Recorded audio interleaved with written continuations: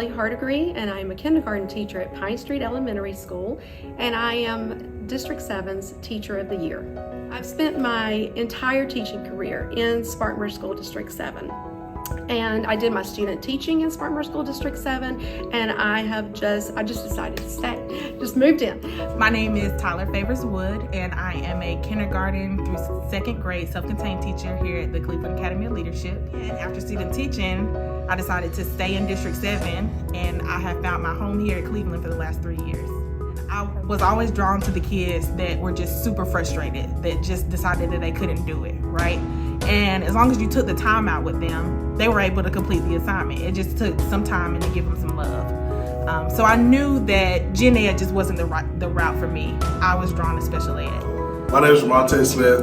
I teach world geography at McCracken Middle School. I fell in love with the students, fell in love with the culture of the school, the co-workers, the administration, and I was like, this is the place I want to be at. I struggled with education, and then once I found a teacher that helped me out, I realized how many of my friends were struggling, and so I really wanted to be able to help those who just didn't have somebody there for them. When I think about Spartanburg School District 7, what I see on a day-to-day basis is I see people, teachers, administrators, other staff members who consistently go above and beyond their job description to serve the students and the parents in these schools every day. And what I've noticed is that, excellence is no longer outstanding in Spartanburg School District 7. Excellence is the norm. It is what is expected of us. It is what we expect of ourselves.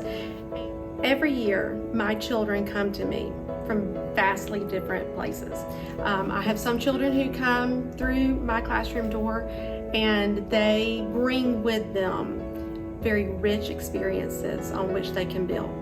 And then I have children who come to me through the same classroom door and they lack those experiences. They do not bring the same background knowledge with them. They have not had the opportunity to scribble with a crayon or to hold a pencil. They've never been read to on the lap of a parent. And when those children, all of them, come to me, they are my children. And we start with them where they are and we move them forward.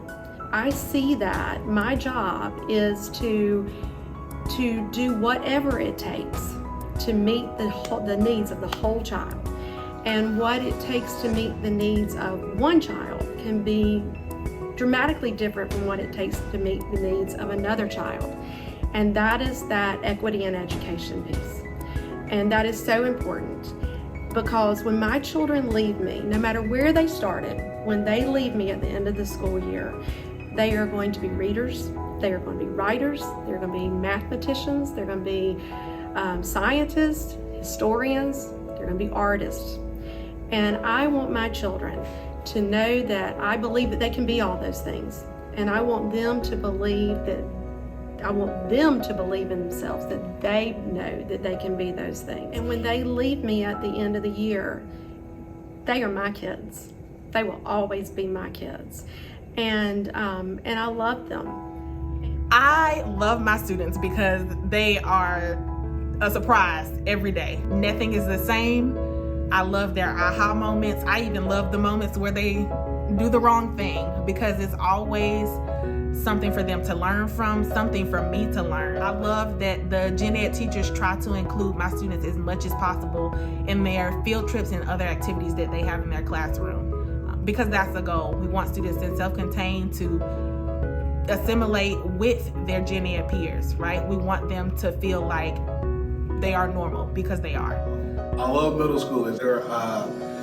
They're quirky, they're corny, they're funny, but they surprise you how smart they really are. A lot of times, just in society, we label people and we say, well, that student is, is kind of rough, and it's kind of hard to learn, or they're a little behind, and then out of nowhere, they just, you say something to them before they walk into class, and then you see a whole change in them, and then they're answering questions and they're raising their hand, and you realize that this kid really does know, everything that we're doing. Just sometimes you just have to put that extra effort into them. We are viewed as experts in our field. We are treated professionally.